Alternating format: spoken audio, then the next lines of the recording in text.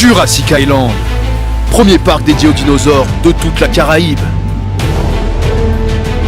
Parcourez le parc à la rencontre de dinosaures animés à taille réelle.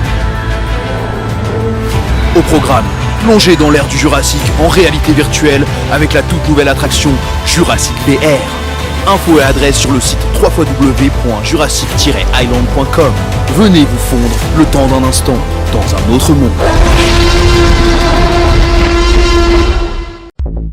Martinique Actualité. Tous les Martiniquais sont invités à considérer désormais cette date comme historique.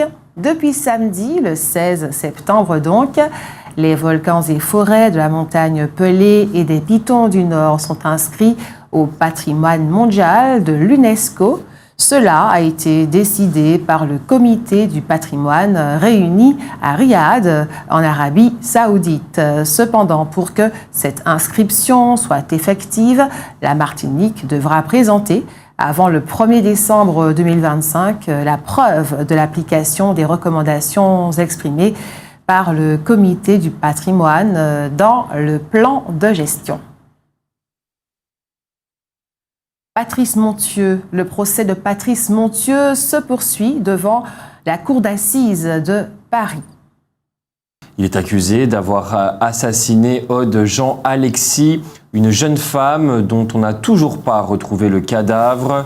On notera que Patrice Monthieu a déjà été condamné par le passé pour détention d'armes et d'images pédopornographiques. Plusieurs plaintes ont également été déjà déposées contre lui pour agression sexuelle.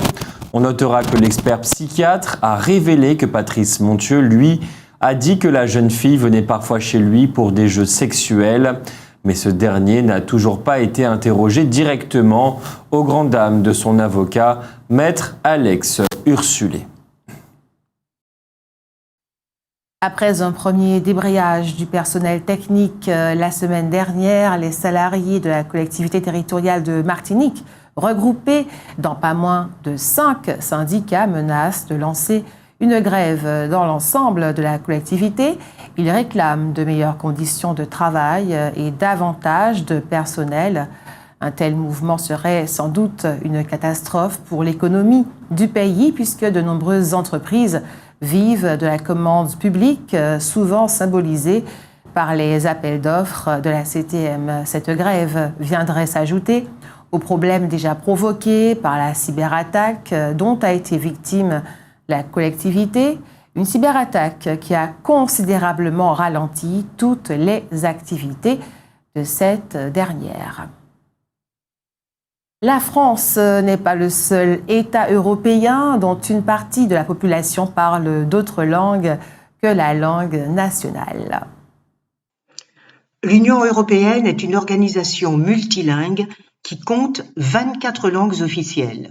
Le nombre de langues officielles de l'Union a augmenté progressivement à mesure que l'UE s'élargissait. Il faut noter cependant que c'est l'anglais qui y est majoritairement utilisé malgré le Brexit, parce que l'anglais est la première langue étrangère maîtrisée par les Européens.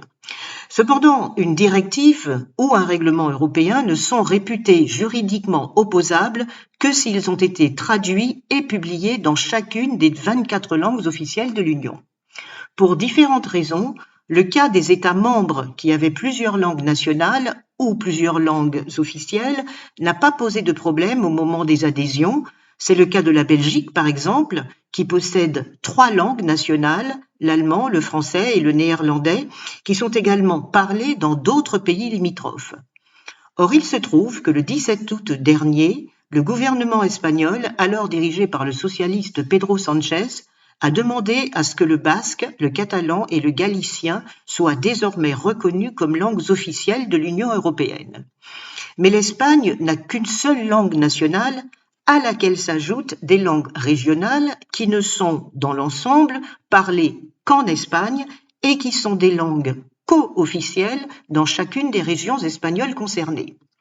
Il faudrait un vote unanime des États membres pour qu'un État déjà membre de l'UE puisse ajouter 3 nouvelles langues officielles. Or, de façon générale, les États européens, la France notamment, ne voient pas d'un très bon œil que l'on accorde trop d'importance aux langues régionales et minoritaires. De plus, puisque les 3 langues régionales espagnoles ne sont pas des langues officielles de l'UE, il n'existe pas de service de traduction qui leur soit dédié au Parlement européen. Aujourd'hui, lundi 18 septembre, le Centre communal d'action sociale de Saint-Joseph lance la quinzaine de la parentalité en partenariat avec l'Agence régionale de santé et la Caisse d'allocation familiale. Jusqu'au samedi 30 septembre, parents et professionnels pourront se rencontrer autour de tables rondes lors de conférences débats, d'ateliers et d'un village de la parentalité. De nombreux thèmes seront abordés, dont notamment l'autisme, l'hyperactivité et les troubles 10. Pour savoir exactement le programme de cette manifestation, il suffit de se rapprocher du CCAS de la ville de Saint-Joseph. Aujourd'hui, lundi 18 septembre 2023, il y a 13 ans que Patrick Saint-Éloi est décédé. Le ministre des Solidarités et des Familles, Aurore Bergé, a proposé une réforme du congé parental en diminuant sa durée, mais en améliorant son indemnisation. Rappelons que le congé parental permet aux parents de réduire ou de cesser leur activité professionnelle après la naissance de leur enfant et pour une durée de 3 ans. Actuellement, certains parents prennent un congé parental long, faute de solution de garde pour leurs enfants. La proposition d'Aurore Bergé a suscité de vives réactions politiques, avec notamment des élus de gauche qui la condamnent, dénonçant un massacre du système social, ce sont leurs mots. De leur côté, les principaux concernés, les parents, ont des avis partagés sur cette proposition. Certains estiment que la durée du congé est déjà trop courte et que l'indemnisation est trop faible. D'autres trouvent que la proposition manque de précision. D'autres encore expliquent que les contraintes financières les ont poussés à prendre un congé plus court que prévu. L'indemnisation actuelle de 400 € par mois est jugée insuffisante pour subvenir aux besoins de l'enfant. La proposition d'Aurore Bergé est également critiquée car elle ne répondrait pas aux difficultés rencontrées par les parents. Pour beaucoup, prendre un congé parental est un choix financièrement possible, mais certains estiment que la durée du congé maternité devrait être étendue à 6 mois pour permettre un allaitement plus long. Bien que certains parents reconnaissent l'initiative d'Aurore Bergé visant à améliorer le retour des femmes dans l'entreprise, ils insistent sur le fait que les parents devraient avoir la liberté de choisir la meilleure option pour eux. Le débat sur la réforme du congé parental est ouvert et toute proposition pertinente et financièrement viable est envisageable selon le ministère. Et c'est demain, mardi 19 septembre, que va avoir lieu à Sainte-Anne le pèlerinage de la Salette. Bien entendu, la municipalité a pris un certain nombre de mesures pour réguler tant la circulation que le stationnement. Dans le monde, il n'y a que 50 merveilles inscrites au patrimoine mondial de l'UNESCO, 42 biens culturels, 7 biens naturels et un bien mixte. L'évaluation est sévère.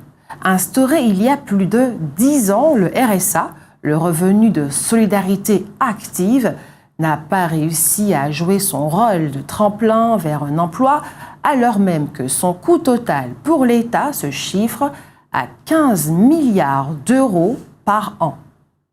Un échec qui compromet la promesse centrale du dispositif de faire des revenus du travail le principal rempart contre la pauvreté. C'est ce qu'affirme la Cour des comptes dans un rapport qui constitue la première évaluation de ce dispositif depuis sa mise en place il y a plus de 10 ans. Pire, les sages de la rue Cambon avertissent qu'à défaut d'un engagement fort de l'ensemble des acteurs, le RSA risque d'évoluer pour un nombre croissant de personnes vers une simple allocation de survie, marquant l'échec des ambitions affichées en 2008 lors de sa création. En effet, créé durant le quinquennat de Nicolas Sarkozy pour se substituer au revenu minimum d'insertion, le RMI, le RSA a eu 2 mérites majeurs. Première avancée, le dispositif qui concerne quelques 2 millions de foyers permet de lutter contre la grande pauvreté en procurant aux bénéficiaires une rémunération minimale. Néanmoins, 46% d'entre eux vivent toujours sous le seuil de pauvreté monétaire et seulement 70% des personnes ciblées ont réellement recours à l'allocation, ce qui laisse subsister des situations de précarité et d'exclusion. Quant à l'autre effet positif, les sages constatent que le RSA incite davantage que le RMI à reprendre une activité au lieu de renoncer au travail. Le dispositif prévoit que lorsqu'un bénéficiaire trouve un emploi, une partie seulement des revenus générés est déduite de son allocation RSA. Un bénéficiaire du revenu de solidarité active a ainsi intérêt à travailler dans la plupart des situations car il gagnera davantage que s'il n'a pas d'activité. La Cour des comptes se montre par ailleurs particulièrement virulente sur l'accompagnement des allocataires effectués par Pôle emploi, où les départements, elle estime ainsi qu'il comporte des dysfonctionnements majeurs et de graves lacunes, avec notamment de trop faibles actions d'insertion professionnelle. Plus alarmant encore, 40% des allocataires ne disposent pas d'un contrat d'accompagnement qui est pourtant obligatoire. Dans leurs recommandations, les sages proposent notamment de s'attaquer à la qualité de l'orientation des bénéficiaires en procédant à des diagnostics plus complets et en améliorant le suivi des parcours ou encore de mieux cibler les actions d'insertion professionnelle. Et un homme de 66 ans est décédé dimanche après avoir été frappé au thorax par un harpon lors d'une altercation sur l'île de Marie-Galante. S'il est inconnu des services de police, l'homme qui est suspecté d'être son agresseur a des antécédents judiciaires, légèrement blessé. Il a été transporté à l'hôpital puis placé en garde à vue vers 14h10. Outremernews.fr, le site de l'actualité Outre-mer, 24h sur 24 et 7 jours sur 7. Retrouvez la chaîne Outremer News sur YouTube.